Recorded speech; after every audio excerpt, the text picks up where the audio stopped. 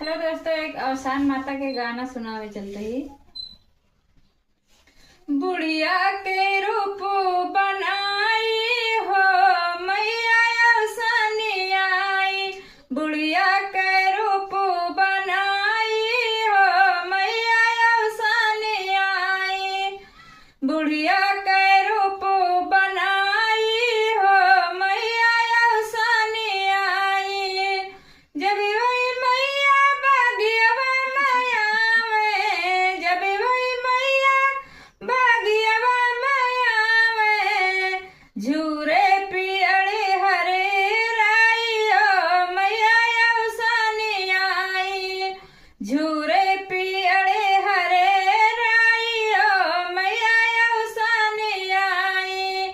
बुढ़िया के रूप बनाई हो मैया अवसानी आई। बुढ़िया के